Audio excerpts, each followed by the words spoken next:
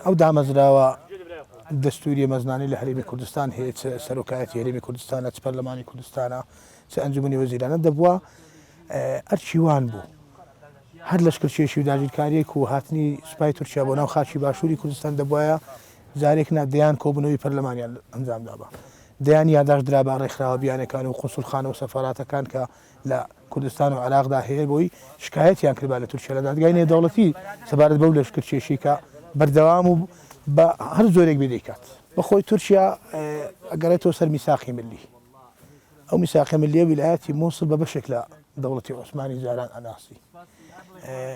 ئەو زۆنەش بەڕاستی دروستە جم و جۆڵی پەکەکەی زۆر لێرەیە ئەوە لەشکرکێشیش لێرەیە ئەو خاکەی ئێرە بەڵام ئەگەر تەماشا بکەین ئێستا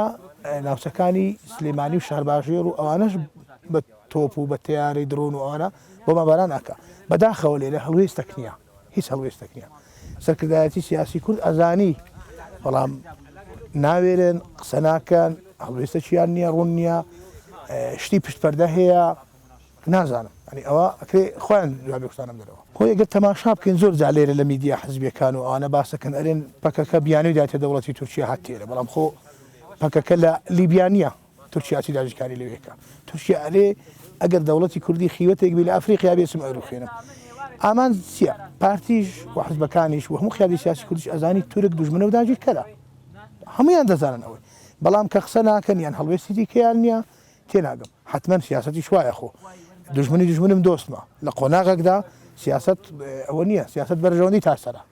بەرژەوەندیت لەکوێ بۆ تاسەر هەتا ئەوێ بڕەکە لە کوردستاندا حزبی نەتەوەیی ئەو دیارنەوەی کە حیزبێکی نەتەوەیی بن ئەوانەشی کە حیزبی خێڵەچین و لە ئەنجامی کاردانەوەیەک دروست بوون هەر بە خێڵەچی بیرەکەنەوە زۆر حیزبانە هەر بە عەقڵی خێڵەچی و حکومڕانی ئاغای و کوێخایی بیرەکەن ئەمانە مانەوەی خۆیە وەکو یەکەم جار وەکو بنەماڵە بەڕاستی اینجا شۆکو حیزب بەلاوە گرینگە اینجا ئەمان دۆست بووە هەر شتێکە بن کە مانەوەی حکومڕانی و بنەماڵەکەی خۆیان و حیزبەکەی خۆیان بەڕاستی مسۆگەر بکەن بۆیە ئەمان ڕەنگی یان ئەوە تا بیریان لێ نەکردوێت یان ئەوە بەبەست ئەم کارە ئەکەن کە ڕۆژێک دادێ خۆی ئەوانیش ئەبنە قوربانی ئەم سەرکێشیە ئێستایکەن و دەستیان بۆ بردو لە زیاتی ئەوەی کە دەستێکی برایانە و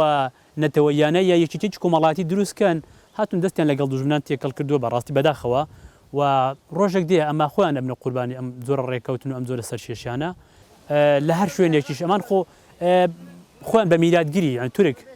خۆیان بە میلادگیری دەوڵەتی عوسمانی ئەزانن لە هەر شوێنێک عوسمانیەکان تێدا ئەم کات سەردەمی مارتی عوسمانی لەکوێ بوو من ئەمان کار بۆەکەن بە تایبەتیش ئەگەر بەردەستە باشوور بکەین ئەوان ویلایەتی مووسڵ و کەرکووک بەی خۆیان ئەزان بۆیان یانێ پەرچێش بکەن و یان لە نزیک مەودایە خۆیان بگەینە خاچی کوردستان بە تایبەتی لە مەوزوعی منتیقەی نەینەوا و کەرکووک ئەوانە ئەنەوێت لێ نزیک ببنەوە بە تایبەتیش تەماعیان بچیان بڕێتەوە خێر و بێری ئەم وڵاتە بە تایبەتیش سەرچاوی غاز و نەوت ئەمان خۆیان بە مافێکی ڕەوای خۆیان ێزان کە دەستی بەسەردا بگرن ئەوانەی کە پێشەویشانەکەن سپێ ڕۆژ خۆیان بنە قوربانی ئەم بابەتە بەڕاستی